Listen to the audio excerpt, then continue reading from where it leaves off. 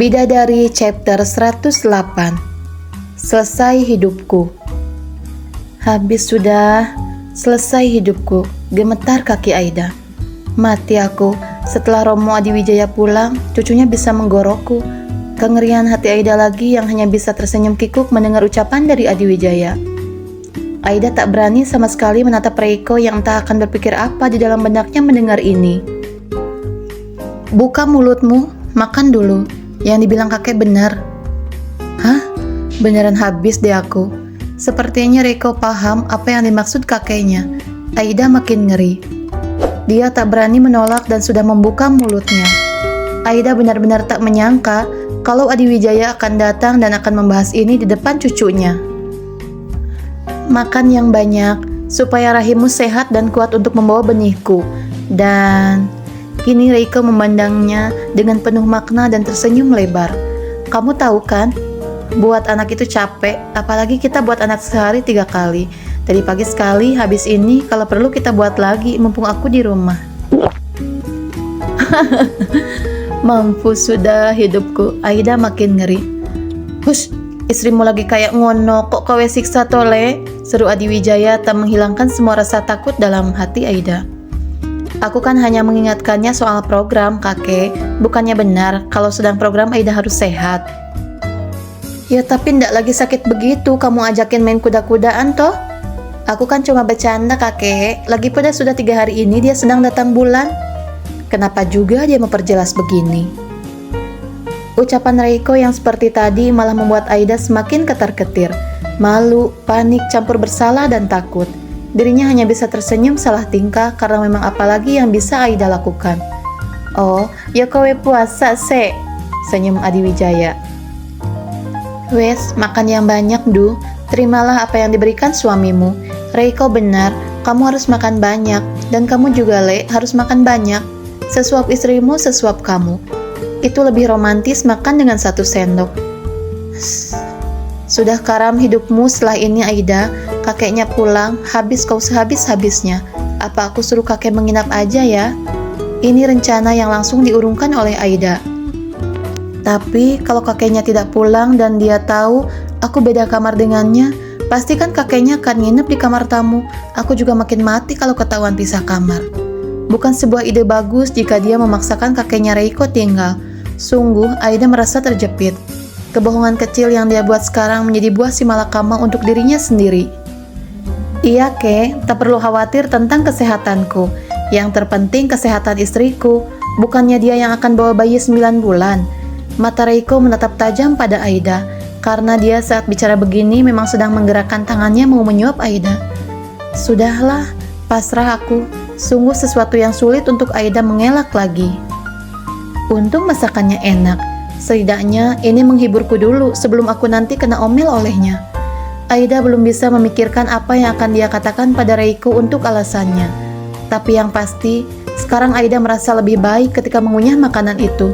Sedap rasanya, bumbunya pas, dan yang pasti selera lokal untuk dirinya cocok. Reiko memang cukup pandai untuk memasak masakan Nusantara, seperti yang dimasaknya sekarang. Tidak ada yang salah dengan masakannya. Dia memang berbakat dan ini juga disadari oleh Adiwijaya. Kayaknya aku akan sering jalan-jalan ke Jakarta, Lesmana.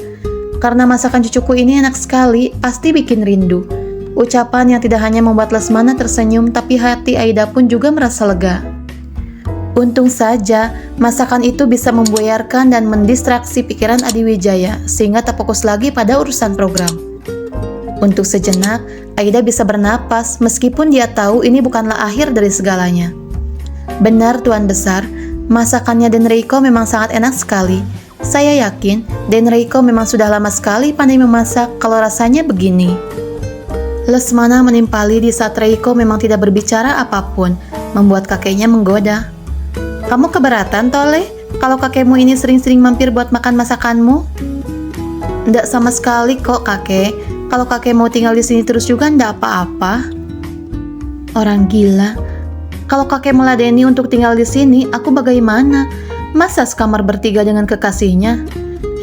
Aida ngomel di hatinya. Tapi kakek ndak suka tinggal di apartemen. Namun saat itu juga hati Aida merasa lega. Pasti dia sudah berpikir kalau kakekku mau tinggal di sini. Dari dulu kakek memang membenci apartemen. Bisik hati Reiko yang melihat ada senyum tipis di bibir Aida ketika dia menyuapinya. Tapi mungkin orang yang tak melihat terlalu dekat tak akan tahu. Kakek kan punya rumah di Jakarta, jadi kakek bisa tinggal di Jakarta di rumah kakek, tambah Reiko lagi. Matilah aku kalau kakeknya tinggal di Jakarta. Pasti aku akan disuruh sering-sering main ke rumahnya, dan dia pasti akan membuat aku sulit dengan pertanyaannya. Ini juga bukan ide yang disukai oleh Aida. Dia merasa khawatir, apalagi Adi Wijaya seperti sedang berpikir. Oh ya, tapi ndak bisa loh, Le. Apa yang sulit sih kakek? Di sini juga kakek tinggal bersama dengan Lesmana, tanya Reiko yang memang tahu kakeknya itu selalu bergantung pada Lesmana. Dan sebetulnya kalau kakek di Jakarta itu lebih bagus. Kami bisa memantau apa yang ingin dilakukan oleh Lesmana. Bisik hati Reiko yang masih ingat betul apa saja yang sering dikeluhkan oleh papanya tentang Lesmana. Pria itu di luar jangkauan mereka, dan ini membuat Endra Adiwijaya kurang senang. Yo ndak bisa, kecuali kalau ndak ada Waluyo di sana. Ya kakek pasti memilih tinggal di Jakarta supaya bisa memakan masakanmu tiap hari, bisa mengobrol dengan Aida setiap hari, dan kakek akan meminta kalian untuk tinggal di tempat kakek. Tapi masalahnya ada Waluyo di sana.